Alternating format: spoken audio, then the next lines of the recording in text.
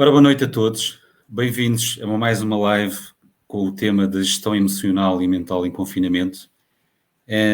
Hoje temos mais um convidado especial, que é o Pedro Nóbrega, que é alguém ligado à área também do desenvolvimento pessoal e que vai partilhar connosco hoje um pouco da sua experiência e os recursos que ele usa nos desafios que enfrenta todos os dias. Desta forma, boa noite, Pedro, obrigado por teres aceito o convite e gostaria que começasses por te apresentares, o que é que tu fazes, o que é que tu fazes, quem és, e depois começamos a falar um pouco sobre este tema que hoje trazemos aqui novamente, que é a gestão emocional e mental em confinamento. Pedro. Ok. Então, eu, acima de tudo, sou uma pessoa em crescimento. É sempre difícil a pessoa meter-se dentro de uma caixinha, sou isto ou sou aquilo. Portanto, eu gosto muito de me apresentar, sou uma pessoa em crescimento. Isso implica que sou uma pessoa que está a viver a sua experiência de vida em pleno, ou seja, no máximo que eu consigo viver, com a melhor consciência possível de mim mesmo, e que nos últimos anos, ou seja, desde os 20 anos, tenho tido a oportunidade de tomar contacto com várias filosofias de vida, no qual a primeira, que até hoje está presente na minha vida, é o yoga, e no qual tenho conseguido aprender um conjunto enorme de coisas, sempre com a premissa que só sei que nada sei. Ou seja, aquele estado de humildade em que nos permite aprender, estar receptivo. Ok, Pedro. Falaste aqui numa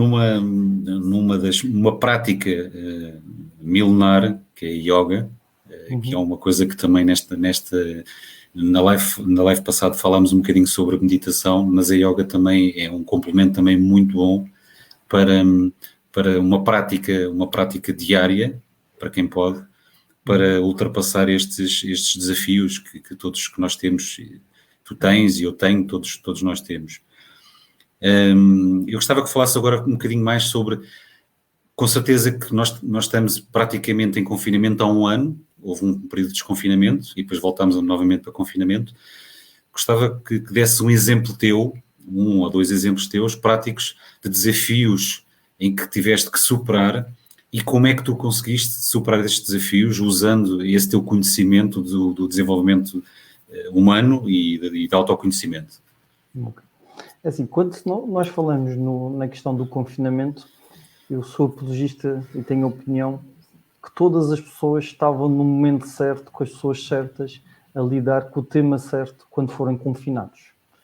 Portanto, são 7 mil milhões de pessoas, foram 7 mil milhões de desafios totalmente diferentes, com pontos de interseção comuns, nomeadamente a questão de estar isolado em família, de estar isolado perante os filhos, de estar isolado perante os relacionamentos familiares, ou seja, de maior proximidade. Como é lógico, isto tendeu a existir um certo conflito entre pessoas que habitualmente não estavam tão habituadas a lidar com uma proximidade tão grande. Assim, acima de tudo, o que a minha experiência... O primeiro confinamento foi muito diferente deste confinamento atual. O primeiro confinamento eu tive, digamos, num desafio familiar e que, acima de tudo, o que me obrigou foi observar as coisas com a maior flexibilidade possível, de modo a conseguir superar as coisas. Às vezes há circunstâncias que nós pensamos que somos flexíveis e depois aparece-nos determinadas circunstâncias na vida, vem dizer, olha, se calhar não és tão flexível como tu estás a pensar. E isso para mim foi uma grande aprendizagem, que é o aceitar que efetivamente todos nós temos realidades diferentes. Tu falaste aqui numa palavra que é muito importante nesta fase, acho que é para todos, que é a flexibilidade. É que nós achamos que somos flexíveis, mas quando temos os desafios a bater-nos à porta, eu chamo testes, são os maiores testes que nós temos para perceber qual a quantidade de flexibilidade é que nós, até onde é que nós conseguimos ir com a nossa flexibilidade. E tu com certeza que tiveste este desafio, que tiveste que se calhar ultrapassar a barreira da flexibilidade que achavas ter, e que todos nós também, uns mais, outros menos, mas com certeza que tiveste um desafio em que tiveste que ultrapassar essa barreira, pensavas que a tua flexibilidade acabava ali, mas tiveste que ir um bocadinho mais além. Tens algum episódio em que tivesses que usar essa, ou estender, ou ampliar, ou potenciar essa tua flexibilidade? Assim, foi como eu disse há bocado, há circunstâncias que a única coisa que nós podemos fazer é observar de um ponto de vista mais de cima da casa, quase como vê-se o Pedro lá embaixo, Okay. a viver aquela situação, e às vezes é simplesmente não reagir, e depois, ao longo do tempo, a pessoa também vai integrando as situações, porque efetivamente, quando nos acontece uma coisa, onde é que está a verdade? A verdade não nos acontece naquele momento, quanto muito nós vamos ter acesso à verdade ao longo do tempo. Claro. Vamos conseguindo perceber o que é que aquilo emocionalmente significou para nós. Portanto, uma das coisas que eu aplico muito para mim é a questão do respirar, de conseguir, naquele instante, oxigenar o cérebro de forma diferente. Ou seja, eu faço isto de forma muito inconsciente, já está tão impregnado em mim que eu não digo assim, olha, vou respirar, não, mas claro, efetivamente a pessoa acaba por fazer isso e o corpo começa a relaxar e depois a situação acaba por passar. É inclusive por isso que até muitas pessoas fumam, fumam naquele instante onde estão a respirar. Estão estressados no dia-a-dia, vêm cá fora do edifício e fumam, mas o que efetivamente as pessoas estão a fazer, acima de tudo, é respirar. Interessante. Exatamente. Por acaso foi um dos temas que nós falámos na última live, foi a questão do responder ou reagir perante os desafios. E quando nós não reagimos e respondemos, além de ficarmos no controle da situação, emocional da situação, dá-nos tempo para respirar, e quando temos esses segundos de respiração, nós conseguimos pensar o que é que nós poderemos fazer. E quando nós entramos num modo de reação, não respiramos, não é? Como estavas a dizer, não respiramos e reagimos. Então o nosso estado emocional potencia para aquilo que nós não queremos, não é? Uhum. E vou falar agora aqui também... Mas há uma analogia que eu gostava de deixar aqui, que é, vamos imaginar que a nossa vida, nós estamos dentro de um carro e que a nossa mente é o rádio. E o rádio, há uns instantes onde está mais baixo, outros instantes onde está mais alto. Sim. E é um rádio chato, porque dificilmente nós conseguimos desligar. E muitas vezes a nossa tendência é começar a confundir a viagem, que pode ter paisagens agradáveis ou paisagens desagradáveis, não é? Nem tudo tem a mesma beleza. Começamos a confundir com o rádio, com o ruído do rádio. E muitas vezes até conseguimos entrar em loop do género, mas porquê que a minha cabeça está a transmitir esta informação? É inclusive por isso que às vezes pessoas que cometem crimes contra si mesmo começam-se a identificar demasiado com a sua experiência. Então, nós vamos ver coisas boas ou coisas más, é inevitável. Nem tudo, nem o que nós achamos que é muito bom vai ser muito bom, nem o que nós achamos que é mau vai ser muito mau. A ciência já provou isso. Mas tem a ver com nós não nos identificarmos em demasia com a experiência que nós estamos a ter. Ou seja, com o veículo no qual estamos a andar. Exatamente. E isso é a tal história que nós também falámos anteriormente, que é a questão de nós... Os filmes infindáveis que a mente nos conta e que a maior parte deles não são verdade. E nós envolvemos nesses pensamentos vezes e vezes e vezes sem conta, e emocionalmente começamos a atrair emoções que não são as melhores. Começamos a ficar...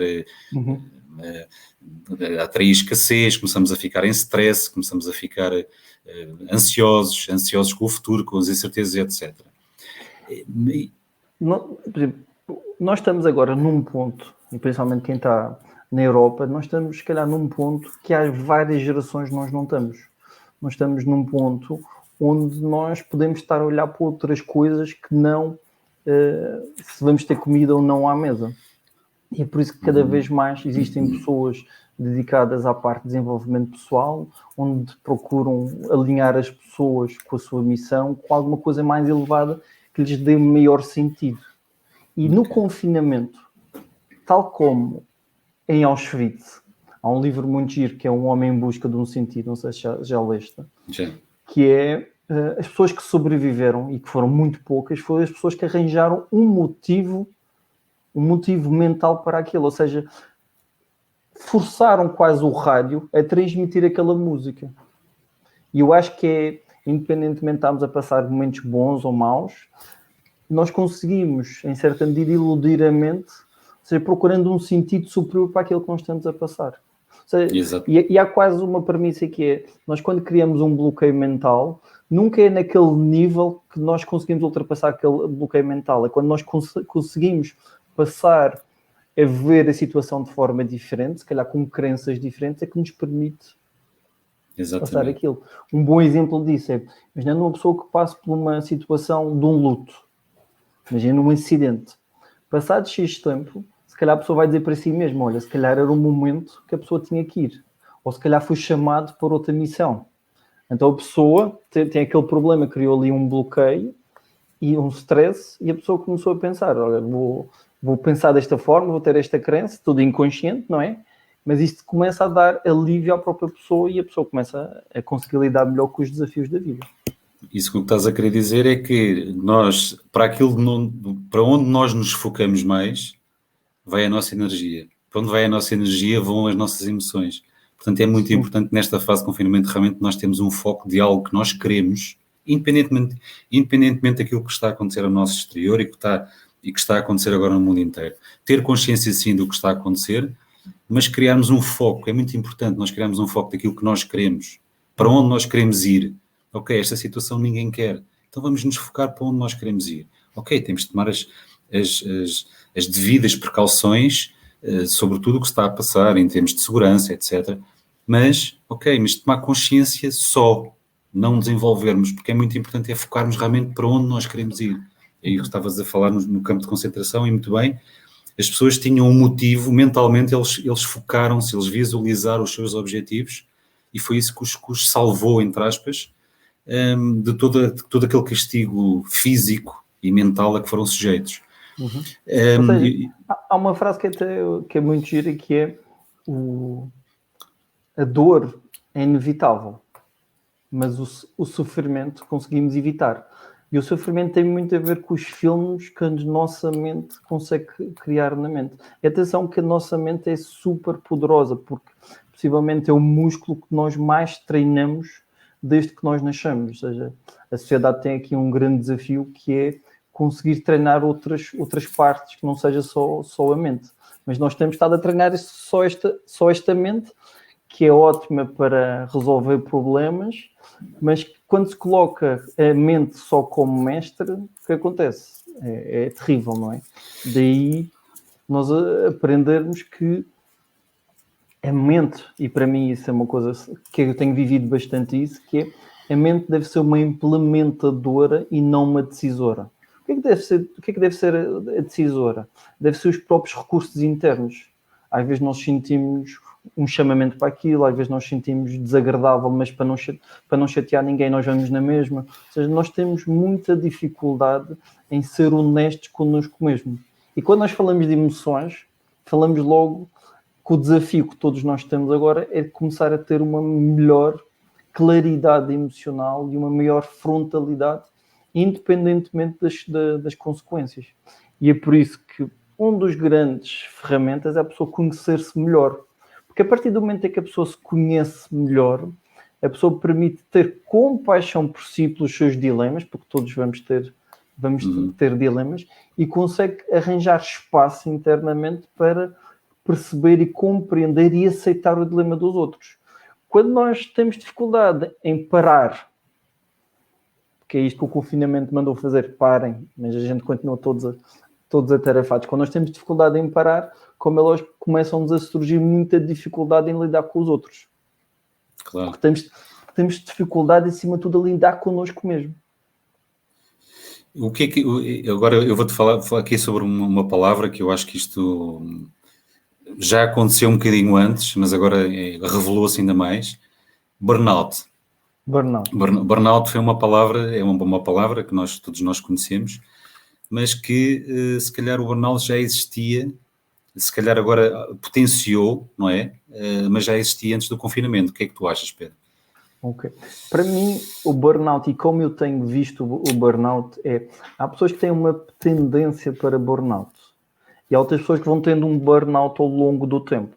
E isto o que é? Isto não é mais do que a pessoa que está dentro do veículo puxar o veículo demasiado. Ou seja, a pessoa acha que por uma questão de segurança quer forçar o caminho para ali e mete-se por caminhos de estrada de terra batida e depois, como é lógico, começa a puxar pelo carro e porque toda a gente diz que é suposto puxar pelo carro e puxa mais e mais e mais e há um instante em que o carro já não reage. E, inclusive, há pessoas que podem morrer por burnout. Eu tenho, por acaso, um exemplo da minha família, mas em segundo ou terceiro grau, de uma pessoa que aos 40 e poucos faleceu e no fim, quando estávamos no processo, ela para casa é madeirense, mas veio cá para Lisboa, uma das coisas que a pessoa disse é: eu sei porque é que me coloquei nesta situação, o meu corpo estava a dizer para parar e eu estava sempre a puxar e mais, e houve um instante que o corpo rebentou, não é? E nós temos que, acima de tudo, compreender que estamos a ter esta experiência neste veículo, neste corpo, e cada um tem um veículo diferente e que temos que aprender a respeitar e ouvir esse veículo, não é? Exatamente, e tu falaste num ponto muito importante que é o corpo comunica connosco. Nós andamos a 1000, os tais pensamentos, estavas há pouco a falar da mente, que nós temos entre 60 a 70 mil pensamentos por dia. A maioria deles são inconscientes, nós nem nos apercebemos deles. E a questão é que o nosso corpo comunica connosco, dá-nos sempre sinais. E nós estamos tão atarefados ir atrás dos filmes que a mente nos vai contando, e mais a mais agora neste confinamento, então devem ter triplicado os pensamentos, mas o corpo vai sempre comunicando connosco e vai-nos dando sinais. Pequenos que sejam, mas ele vai-nos dando sempre sinais. E chega uma altura em que nós já não ligamos àquilo que o corpo nos vai dizendo, ou deixamos esses sinais passar 1, 2, 3, 4, 5 vezes, para chegar à altura temos realmente, neste caso estamos a falar numa doença mental, não é uma doença, mas é um estado que é o burnout. Esses sinais, antes do burnout, o corpo vai-nos dando sinais. Uhum. Pequenos que sejam. Desculpa, Paulo. Pequenos que sejam, o corpo vai-nos dando sinais.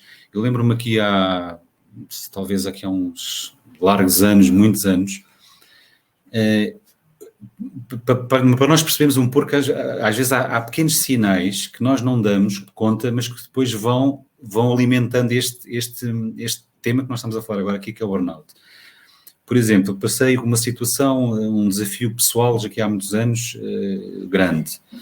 Só passado 6 meses é que o meu corpo começou a dar sinal. Quais foram os pequenos sinais?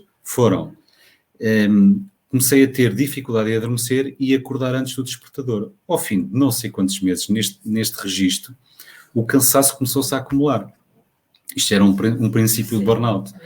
E então, chegou a uma altura que, a seguir ao almoço, e portanto trabalhava da parte da manhã, a seguir ao almoço, eu já não conseguia render absolutamente nada. Então, tive que ir ao médico. Então é que comecei a perceber os sinais. Mas o corpo já me estava a dar sinais.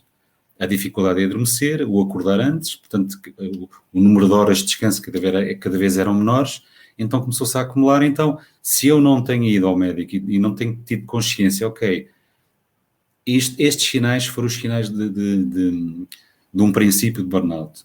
Então eu percebi, então agi. Mas o que acontece na maior parte das pessoas é que as pessoas mandam estes sinais para trás das costas, porque não posso, porque tenho contas para pagar, porque tenho muito trabalho para fazer, os tais filmes que a mente nos vai dando. Mas querias acrescentar mais qualquer coisa relativamente a este tema? Era aqui, primeiro, quando a pessoa começa a pôr isto em perspectiva, a pessoa começa a chegar à conclusão que a mente, acima de tudo, é uma energia masculina. Não é de ser de homem ou de ser de mulher, sim, mas é acima de tudo masculina. E o corpo é uma energia acima de tudo feminina. E o que tem imperado nos últimos anos é uma energia acima de tudo masculina. De bora lá e força e meia bola para a frente. E as pessoas já não se identificam com isso. As pessoas já não estão naquela frequência, em certa medida. Sentem que alguma coisa está desconfortável, não sabem bem o que é, mas já não estão naquele registro. E é muito curioso reparar que até no trabalho com alguns adolescentes, que os adolescentes, de uma forma muito rápida, começam-se a desidentificar, inclusive, com o mercado de trabalho e, inclusive, com a própria escola. Então, já sentem que não é para ali o caminho. E nós, aliados pelo sonho de uma vida super segura, de um emprego para sempre, nós fomos para aquele caminho, mas os jovens à data de hoje já não estão a aceitar ir por ali. Portanto, a sociedade tem aqui um grande desafio, até acho que é o desafio maior, é nós conseguirmos criar novos paradigmas, que é o que o Covid está a pedir, para encontrar espaço, para abrir espaço para esta nova geração que vem com software super atualizado. Ou seja, e que nós vamos ter dificuldade, se calhar, até em entendê-los. Queres especificar um bocadinho, para as pessoas que nos estão a ouvir, o que é um paradigma, para as pessoas perceberem? Assim, acima de tudo, o paradigma é uma forma de pensar, normalmente que tende a ser cristalizada ao longo do tempo. Vamos imaginar uma coisa. Está a existir uma mudança de paradigma em termos ambientais. Vamos imaginar a questão dos combustíveis fósseis para a energia, por exemplo, eólica ou energias renováveis. É uma mudança de paradigma. E como é lógico, toda a evolução, é super curioso reparar isto, faz 2 passos para a frente e 1 passo para trás. Sempre que está a existir resistência em relação a qualquer coisa, significa que a coisa está a evoluir. Então vamos imaginar os carros elétricos. Começaram a existir pessoas a dizer, não, mas os carros a combustível, os carros elétricos também poluem e é pagado ambiental e nem sei o que mais. É quem está a dar um passo para trás. E depois há outras pessoas que estão 2 passos para a frente e não, mas o melhor é o carro elétrico, por isto e por aquilo. Portanto, vai sempre existir 2 passos para a frente e 1 passo para trás. E isto é que faz com que exista uma mudança de paradigma. Mas eu gostava de deixar aqui um exercício para quem tem, por vezes, dificuldade em lidar com a mente, que é um exercício que eu já fiz durante praticamente 1 ano, que é um exercício que fazem no budismo, fazem, por exemplo, no Tibete. Fazer aqueles gongos grandes, onde chegam lá e batem. Então, de X em X horas, eles batem naquilo para a pessoa tomar consciência do seu corpo, da sua respiração. Então, é um exercício tão simples como, a pessoa mete uma mensagem no telemóvel e de 2 em 2 horas, ou de 3 em 3 horas, a pessoa vai ver ali um alarme. E a pessoa pode estar numa reunião, pode estar onde quiser.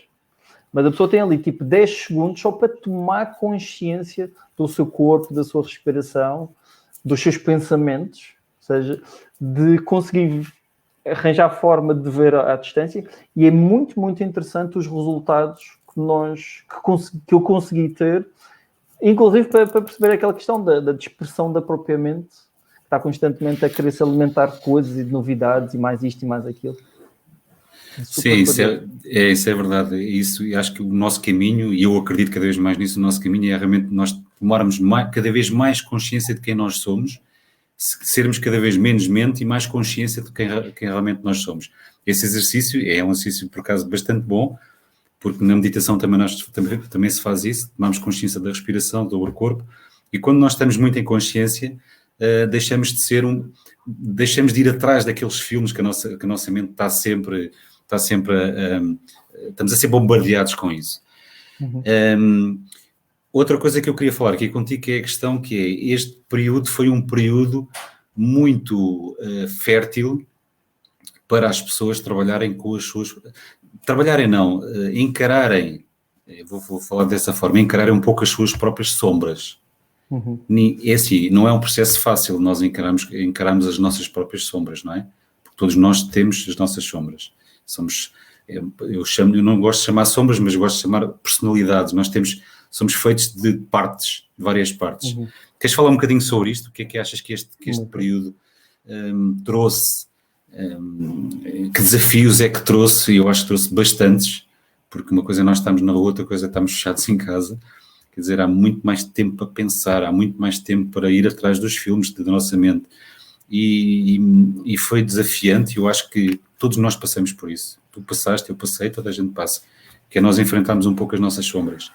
Queres falar um bocadinho sobre este tema? Ok. Sim, quero. Sim, as nossas sombras, isso é um tema que no desenvolvimento pessoal fala-se muito e muitas vezes não se consegue perceber bem o que isso significa.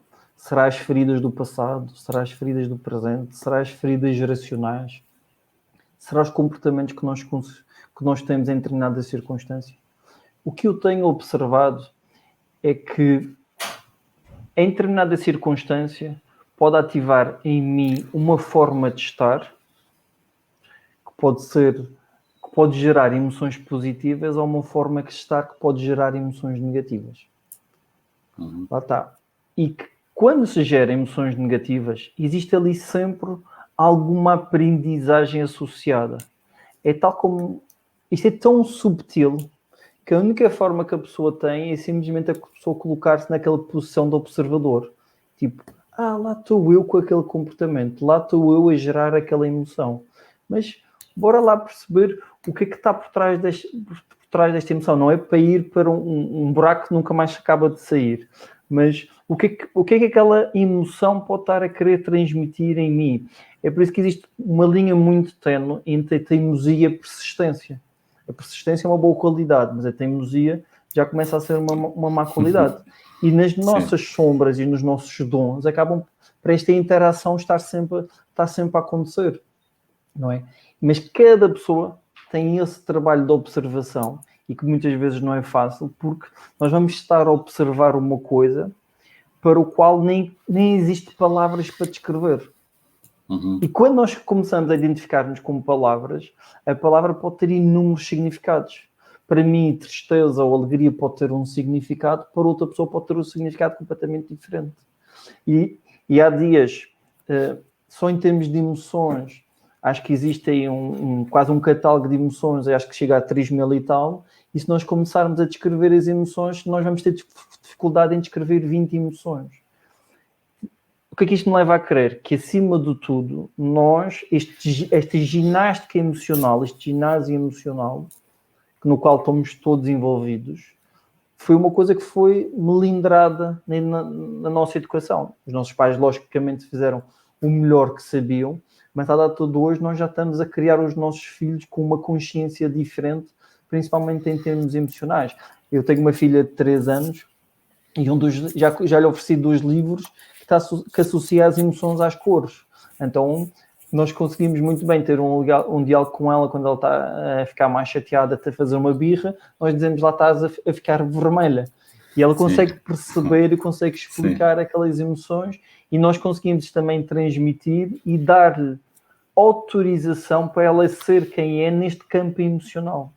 E eu acho que isso é que é o grande ginásio que nós estamos a passar nesta fase, e que vamos continuar a passar, visando a nós estarmos cada vez mais centrados na nossa uniqueness, no nosso verdadeiro ser, de modo a cada vez nós sermos mais honestos com as nossas emoções. Porque se nós formos cada vez mais honestos com as nossas emoções, nós, entre aspas, vamos deixar de fazer fretes. E quando nós deixamos de fazer fretes, nós até podemos pensar que estamos a magoar ao outro, mas nós também estamos a contribuir para que o outro cresça. Claro. Eu, por acaso, a falar dessas emoções, eu tenho uma máxima minha, que é aquilo que nós mais resistimos, persiste.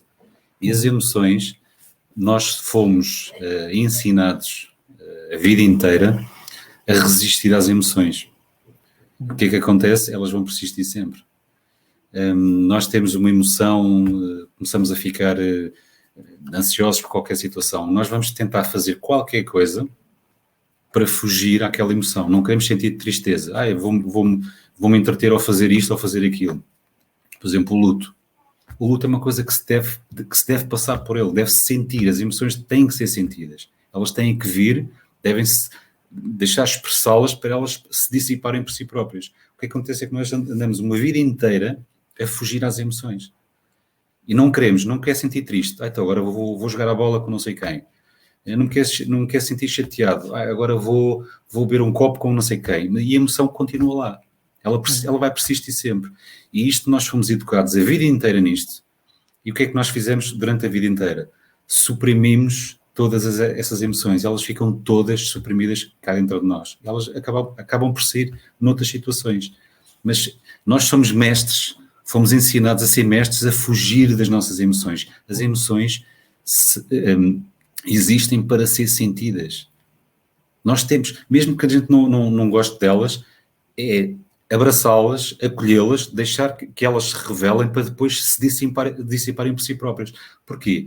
Uma emoção é uma energia.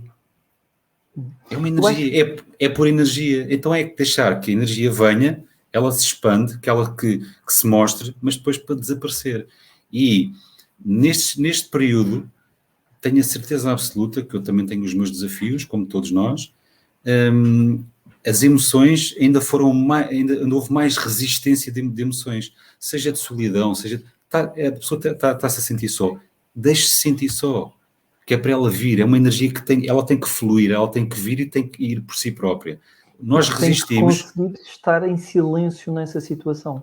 É quase em estado de contemplação.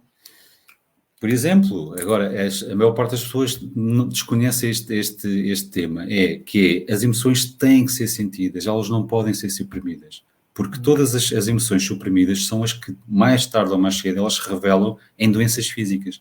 E muitas pessoas depois têm uma doença física, aliás, as doenças físicas começam num pensamento que depois gera uma emoção.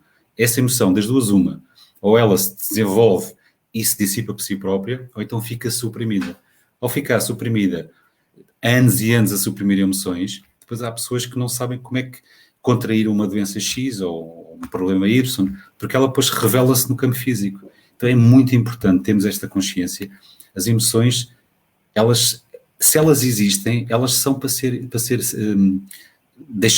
elas têm que ser reveladas, para depois elas por si próprias se dissiparem. Então é uma forma de nós não suprimirmos as emoções, elas vão e vêm. Nós andamos sempre a fugir a isto. Concordas com isso, Pedro? Com isto? Claro. Não só concordo, como já vivi isso. Eu hoje, creio que foi por volta dos 35 anos, a data de hoje tem 41, portanto foi por volta dos 35, 36, eu fui operado a um gisto, que é um tumor incerto. E aquilo foi na altura em que eu acabei por despedir-me do emprego onde eu estava, onde durante 13 anos ou 14 anos eu tive a colecionar emoções negativas e o que é que eu fazia? Engolia. Ou seja, não tinha capacidade de reação, eu engolia. Mas isso é muito curioso perceber isso até inclusive com a analogia do termo do cérebro reptiliano, que é antigamente o animal, o homem, quando sentia uma ameaça, a gente via um tigre, o que acontecia? Ele começava a correr. À data de hoje nós sentimos uma ameaça, o que é que nós fazemos? Ficamos sentados. Então muitas vezes o nosso corpo pede uma ação e nós continuamos sentados. Esta atitude de vezes e vezes e vezes sem conta, o corpo começa a criar um problema e possivelmente cria um problema que é o mais comum, que é o cancro, que não é mais do que uma amálgama de emoções concentrada num sítio do corpo. É isso mesmo, é isso que estavas a complementar o que eu estava a dizer há pouco, é isso mesmo, as emoções suprimidas, elas têm que sair de uma forma qualquer. Neste caso que estamos a falar específico, revelam-se numa doença física. Queres falar um bocadinho sobre a causa e efeito de tudo o que nós, neste confinamento, tudo o que nós pensamos, tudo o que nós fazemos, toda a causa, acaba por ter um efeito? Assim, isso é ao fim e ao cabo a lei do karma. Há uma coisa que em tempos disseram e que eu comecei a observar isso e tem todo o sentido, que é o karma, ou a lei da causa e efeito, pode demorar tempo a chegar, mas quando chega, vem de cavalo. Então vamos imaginar, uma pessoa passa a vida toda a fumar. Pode ter 10 anos, 20 anos, 30 anos, até pode nunca ter nenhum problema, mas quando chega, vem de cavalo. Então isto acontece em variedíssimas coisas, que é, eu se tiver a semear pensamentos positivos na minha vida, algures no tempo ele vai ter uma consequência. Se eu tiver a semear pensamentos negativos, algures na minha vida vai ter uma consequência. E eu tenho-me apercebido o seguinte, é que às vezes a pessoa coloca-se em stress simplesmente por ter um pensamento negativo. Atenção que a nossa mente, tal como os outros órgãos, nós não comandamos a nossa mente. É necessário quase uma grande ginástica para nós termos uma capacidade de comandar a 100% os nossos pensamentos, os tais 60 mil. Então, existe um caminho intermédio entre um pensamento positivo e um pensamento negativo, que é a pessoa ser realista. Inclusive, perguntar-se a si mesmo, que é para mim uma pergunta poderosa que faço muitas vezes ao longo do dia, que é o que é que está realmente a acontecer? Imaginando uma situação qualquer, vou ter um pensamento mais restritivo, que até pode estar a ferir a minha autoestima, eu pergunto assim, mas o que é que está realmente a acontecer? E a minha mente vai fazer um desenho. Eu depois pergunto, eu tenho 100% de certeza do que a minha mente está a pensar? E a minha mente vai chegar à conclusão que não. E às vezes eu também faço a pergunta contrária, que é, tenho a certeza da antítese da que a minha mente está a pensar, e então aquele pensamento que não é mais do que uma bola de neve tem a tendência para se dissolver. E os pensamentos, muitas vezes, quando nós começamos a dar dimensão, quando nós começamos a identificar com eles acabam por ultrapassar-nos a nós mesmos. E não é por acaso que até na ciência há uma distinção entre emoção e sentimento. O sentimento é a emoção que é criada através da mente. A mente tem a capacidade de criar emoções. É como se eu tivesse um lago e eu jogasse uma pedra. O que é que vai acontecer? O lago vai fazer isto. Mas se eu de repente jogar um pedregulho, o lago vai fazer o quê? Ou seja, eu diria que já basta os altos e baixos emocionais que nós sentimos, porque nós acabamos todos por viver uma onda emocional, do que nós estarmos a criar essa onda emocional.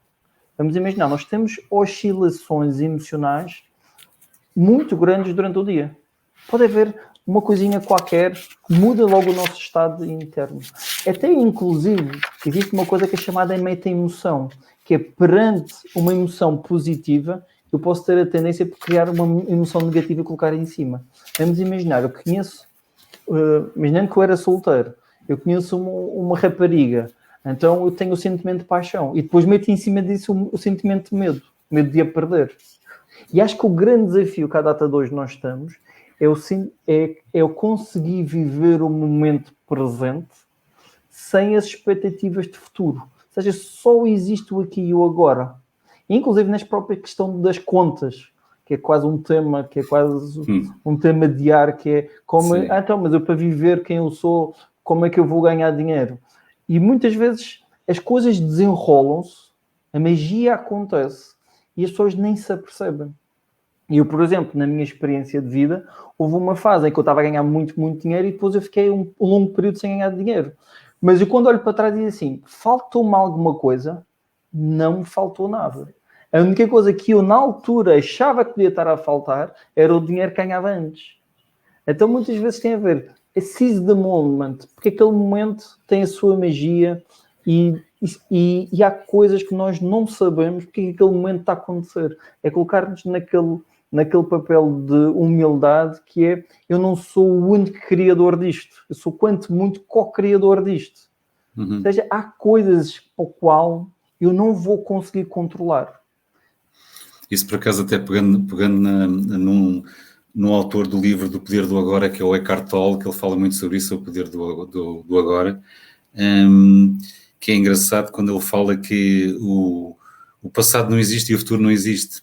Só existe o agora, o presente. O futuro faz-se no agora. E estando presente, nós conseguimos estar muito mais conscientes e receber insights e ideias do que é que nós podemos fazer para o nosso futuro. E depois há um episódio engraçado que ele fala que se fores buscar uma recordação passada, tu estás a viver essa recordação agora, no presente. E se fores fazer uma visualização de algo que és no futuro, tu estás a fazer essa visualização, estás a vivê-la agora. E o que ele diz, o passado e o futuro não existe, só existe o presente. Mas, por exemplo, na questão do confinamento, a maior parte das pessoas, a preocupação delas tem a ver realmente com a incerteza do futuro. Ok? E depois os recorrentes filmes que a mente faz sobre como é que vai ser aquilo que estavas a falar na questão financeira. Não vou ter dinheiro. A maior parte desses filmes, eu vou-me atrever a dizer, se calhar 99% desses filmes acabam por não acontecer. Agora, porque... É por isso que eu estava a dizer há bocado, as pessoas têm que tomar uma consciência que nós estamos num momento único, em termos de é muito difícil uma pessoa ficar desalojada ou tornar-se um mendigo. Então, vamos imaginar, se falhar tudo, se falhar a estrutura familiar, se falhar a estrutura social do Estado, se falhar todas as estratégias que a pessoa mentalmente foi concebendo e as outras que foram surgindo ao longo do caminho. Se tudo falhar, no limite a pessoa era mendiga. Mas se a pessoa começar a tomar consciência, Isso está muito longe de acontecer. Então acontece muitas vezes uma pergunta que é: qual é que é o pior cenário possível? Qual é que é o pior cenário? E às vezes, e isso aconteceu também na minha vida, que é, às vezes a pessoa tem que dar um salto e deixar que a vida aconteça. Não sei se já viste uma frase que é: quem muda, Deus ajuda. Sim. E essa frase tem uma sabedoria popular acumulada de anos e anos que é fantástica a perceber, porque isto é o que vários já se aperceberam ao longo da vida, que está sempre subjacente à mudança. E se há alguma coisa que vai acontecer na vida de todos, e acontece constantemente a todo instante, é mudança. Nós somos o ser mais mutável. E é curioso reparar uma coisa, desculpa, Paulo, que é: nós nunca tivemos, há um instante, neste instante atual, nós temos imensa formação. Nós nunca existiu uma sociedade tão formada como nós, mas também nunca existiu uma sociedade com tanta dificuldade em lidar consigo mesmo. Sim, estes tempos, eu continuo a dizer que são tempos de mudança e são tempos de adaptação. Eu acredito que o mundo já não vai voltar a ser o que era, não é melhor nem pior, há uma transformação e essa transformação vai ficar. A questão é que há muita resistência, aquilo que eu disse há pouco, aquilo que nós mais resistimos persiste. E neste momento o mundo também está a pedir mudança, além de flexibilidade, está a pedir mudança também da nossa forma de pensar e de agir perante aquilo que nos acontece. Porque eu falei também na última live sobre em 1930 a Grande Depressão que houve nos Estados Unidos. Aquilo foi uma razia económica. Mas muitas pessoas usaram aquilo como uma oportunidade. Portanto, tem a ver para onde nós nos focamos. Portanto, e essas pessoas focaram-se para a oportunidade e estas pessoas conseguiram se ingrar, e até houve várias pessoas a enriquecer nessa altura, porque viraram o foco. Porque adaptaram-se à mudança.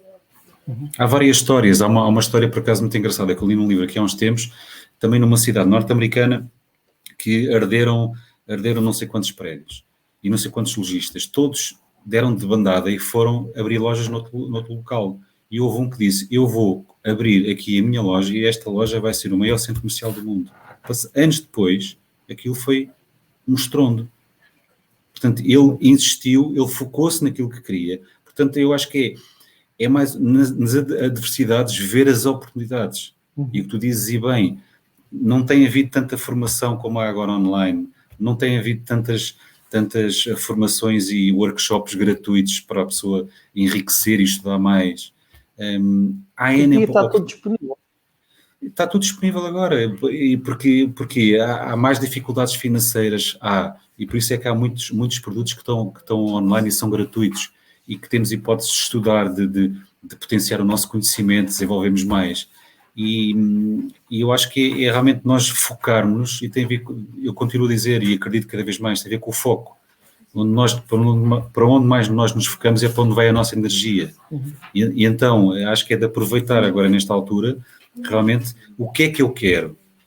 Então é ir para aquilo que eu quero e desenvolver um plano para lá chegar. Concordas com isso, Pedro?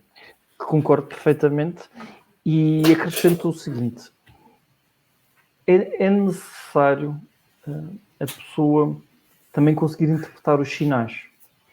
E muitas vezes é preciso pedir esses sinais, ou seja, que, ao fim e ao cabo, que o caminho seja iluminado. E é necessário também a pessoa transmitir qual é que é a sua verdadeira intenção. Ou seja, vamos imaginar uma pessoa que tem um negócio e o negócio está a cair. Então, qual é que é a minha verdadeira intenção? E eu digo assim, pelo que eu tenho percebido, se a intenção é só ganhar dinheiro, à data de hoje, se calhar a coisa já fica um bocado mais complicada. Mas se a intenção é, por exemplo, contribuir para manter os postos de trabalho, se o meu foco vai para aí, eu estou certo que a pessoa vai conseguir interpretar os sinais que a vida lhe vai mostrando, qual é a estratégia para seguir. Ou seja, não é só a questão de bora lá pensar nisto, mas às vezes a pessoa até pode pedir os sinais e depois aparecer uma pessoa que lhe transmita a informação. É por isso que às vezes e há uma coisa que eu tenho aprendido, a mente é uma ótima ferramenta para ajudar os outros, para contribuir para a estimulação dos outros. Eu às vezes posso, numa conversa com um amigo, dizer, olha, já pensaste nisso? E de repente faz dali luz e ele, mas isto estava mesmo à frente dos meus olhos e nunca consegui ver. É porque a nossa mente tem esta capacidade de iluminar o caminho dos outros. Ok. Pedro, uma última questão. Este período dividido em 2 confinamentos gerou uma palavra em muitas pessoas que foi de pânico. Tanto a nível emocional, como a nível mental, como a nível financeiro, como a nível familiar. O que é que tu, na tua opinião, nós temos estes recursos mentais, estas faculdades mentais que nós usamos muito pouco. Eu costumo dizer que as nossas faculdades mentais são como um outro músculo do corpo, têm que ser exercitados da mesma forma como são os músculos das pernas ou dos braços. Uma pessoa entrando num estado de pânico, o que é que tu aconselhas que a pessoa pode fazer? Quando eu digo pânico é estar numa situação já, portanto, entrou em confinamento, há pessoas que infelizmente perderam o emprego, outras que foram reduzidas substancialmente no seu vencimento mensal, e chega a uma altura que começa a entrar num estado de, já não é ansiedade, é mesmo pânico, que as pessoas começam a olhar para aquilo que não têm, em vez de estarem focados para aquilo que querem ter e que podem alcançar. Okay. Entrando neste campo, o que é que tu recomendarias às pessoas? A primeira coisa que eu recomendaria é as pessoas contemplarem e meditarem um bocado sobre isto, que é, nós temos um medo que não vamos conseguir ter a vida que temos, ou que não vamos conseguir construir aquela vida de sonho. E com base neste medo inconsciente, começa a surgir as emoções de pânico. E eu acho que a pessoa tem que arranjar uma forma, ou pode arranjar uma forma de desconstruir e observar isso mentalmente. Depois, o que a pessoa pode fazer paralelamente isso? Pode fazer caminhadas na natureza, desporto, é ótimo, porque a pessoa gerou uma emoção, uma energia, e aquela energia está lá. Então a pessoa tem que queimar aquela energia. A alimentação também é importante nisso. Eu diria que este triângulo entre a natureza, o desporto e a alimentação vai criar uma base diferente e vai permitir a pessoa fluir na vida de forma diferente. Todos nós somos seres diferentes. E eu gostava de deixar esta mensagem. E todos nós temos uma forma específica onde as coisas funcionam para nós. Para uns, se calhar, é desporto, para outros, se calhar, é meditação, se calhar, para uns é futebol, outros é ténis. Nós somos diferentes. Então não há regras. E isto, acima de tudo, é um processo de nós experimentarmos e vermos aquilo que funciona para nós. Ok. Eu até vou complementar aquilo que estás a dizer e concordo plenamente. É sairmos um pouco da nossa zona de conforto, aqueles hábitos que nós tínhamos antes de haver o confinamento e começar a fazer algo diferente. Já Einstein dizia, fazer as mesmas coisas e querer resultados diferentes é insanidade mental. Portanto, neste caso, acho que e tem sido muito propício. Há mais pessoas a fazer desporto, acho que subiu o índice de pessoas a fazer desporto, pelo menos em Portugal. A alimentação mais saudável, as caminhadas, portanto, é tudo uma questão de começar, das pessoas fazerem aquilo que nunca fizeram, ou muitas pessoas nunca fizeram a vida inteira, que foi caminhar ao ar livre, andar na natureza, fazer exercício físico, fazer meditação, limitar-se um pouco ao exterior, portanto, não ligar ao exterior e ir um bocadinho para dentro. Portanto, todas estas atividades fazem com que as nossas emoções baixem, o nosso ritmo mental, o tal trânsito, o tal rádio que falavas, reduz substancialmente. E acho que é mais por aí, que é sair da zona de conforto. Eu sempre fiz assim, mas agora tenho que fazer assado. Porquê? Porque eu quero um equilíbrio maior em termos mental e emocional. Portanto, e há N formas de eu fazer. E há inclusive uma frase que eu costumo dizer muitas vezes para mim e para outras pessoas, que é: certo, errado, bom ou mau, quem é que sabe? Eu posso estar a passar pela situação mais horrível da minha vida. Posso ter um euro na minha conta. Não me cabe a mim julgar se isto é uma situação certa ou errada. Porque daquela situação pode advir inúmeras coisas que me permitam transformar e permite alcançar outros estágios. E há inúmeros exemplos de pessoas que em determinado instante perderam tudo e que acharam e que diziam, não, isto é a pior coisa que aconteceu na minha vida, e que passado X tempo aquilo foi a melhor coisa que aconteceu na vida. Eu inclusive tive uma experiência com uma pessoa que infelizmente teve um acidente e ficou paralítica, e passado X tempo a pessoa dizia que aquilo era a melhor coisa que lhe tinha acontecido. Ou seja, já não conseguia imaginar a sua vida sem aquilo. Foi aquilo que permitiu ele fazer uma transformação interna de tal maneira grande. Ou seja, depois de passar aquela fase, porque a mim e o julgamento, todo associado a este, ele conseguiu alcançar patamares que nunca imaginou alcançar. Conseguiu chegar a pessoas que nunca imaginou conseguir chegar. Faz com que a gente tenha que ter humildade para aceitarmos as coisas que nos estão a acontecer, porque nós não sabemos se aquilo é bom ou mau para nós. Uma coisa é certa, é que ele vai implicar uma transformação, um crescimento. E se tu reparares, todos os filmes, todas as histórias passam por um processo de transformação. O herói em determinado instante tinha esta característica assim. Passado X tempo ele passou a ser uma pessoa diferente e aí conseguiu catapultar e obter um resultado diferente. E isto está sempre a acontecer na nossa vida. Aliás, não é preciso ir muito mais longe. Eu próprio fui de uma situação, um desafio bastante grande na minha vida, em que eu decidi mergulhar e entrar na área do desenvolvimento pessoal. Portanto, e todos nós passamos por isso. Só 2 anos mais tarde que eu percebi que tinha sido o melhor que me tinha acontecido. Portanto, e isto, entrando na área do desenvolvimento pessoal, e não só, todos os gurus a nível mundial, todos eles passaram por uma fase de sofrimento em que se revelou melhor para eles. Estava-me a lembrar agora, um primeiro nome veio logo à mente, a Oprah. A Oprah foi violada. Portanto, foi a pior coisa que podia... Hoje é a mulher que é. E não só. O Tony Robbins também passou fome, alimentava a família com 11 anos. Portanto, há N casos.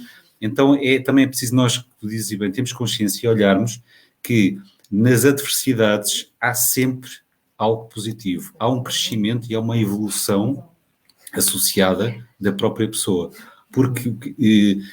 E isto é a minha experiência profissional diz-me isso. Quando nós estamos bem, nós não ouvimos nada. Estamos bem. É só quando nós vamos um bocadinho lá abaixo, não é preciso bater no fundo, mas vamos um bocadinho lá abaixo, ficamos mais receptivos àquilo que a vida nos está a dizer e começamos a conseguir interpretar os sinais da vida. Então é aí que nós crescemos. Vamos um bocadinho lá abaixo, mas depois a curva é sempre ascendente. Mas temos que ir, porque se não formos lá abaixo, nós não conseguimos absorver a informação que a vida nos está a dar. E é aí que nós crescemos e evoluímos. Portanto, e há variedíssimos casos, principalmente nesta área, a nível mundial, que todos tiveram uma fase de sofrimento, perderam tudo, ou perderam quase tudo, para depois potenciar e crescer. É como eu costumo dizer, nós quando estabelecemos um objetivo, não é o alcançar o objetivo em si que é importante, é a pessoa que nós nos tornamos no caminho. A evolução que nós temos como pessoa, como ser humano, como crescimento, o chegar ao objetivo é apenas uma recompensa. Mas o que é importante é o trajeto. A pessoa que nós nos tornamos e que evoluímos e que crescemos. Que é, ao fim e ao cabo, essa consciência que também levamos daqui. Exatamente. Esse processo de transformação que nós levamos daqui. Ou seja, a percepção de nós mesmos. Exatamente. A consciência que nós temos de nós mesmos.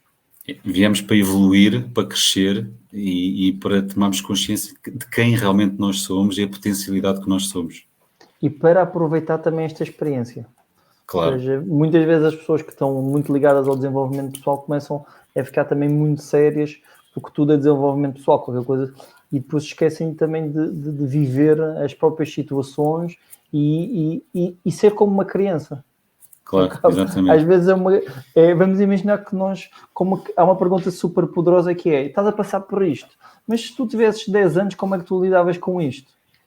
Com esta situação? E às vezes a pessoa vai descobrir coisas fantásticas. Imagine, pessoas que estejam a passar por dificuldades, perguntem aos filhos como é que eles resolviam o problema. E vão ver que se calhar nem existe problema.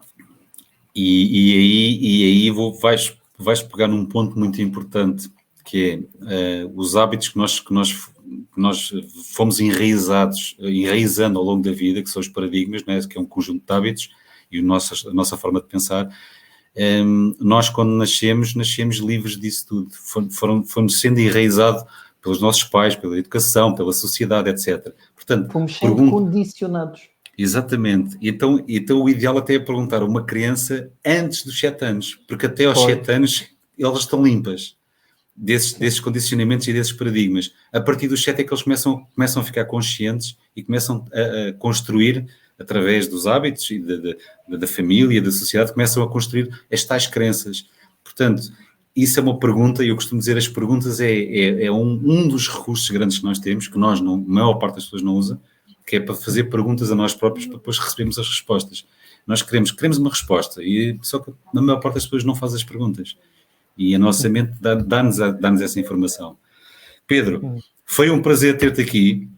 Eu que agradeço. Espero que tenhas gostado. Eu acho que o meu objetivo é mesmo este, é passar um pouco do nosso conhecimento e do nosso trabalho para quem precisa neste momento. Da nossa breve experiência nisto. Breve experiência, exatamente. Nós estamos sempre a aprender. Portanto, obrigado por teres aceito o convite. Obrigado pela tua partilha, e para quem nos está a ver, espero que tenham gostado. E amanhã, por volta desta hora, temos mais uma convidada especial, que é a Maria Manuel Mendes. Pedro, um grande abraço. Obrigado por teres aceito este convite. Um abraço. Obrigado. Um abraço. Adeus, boa noite. Obrigado. Adeus, boa noite.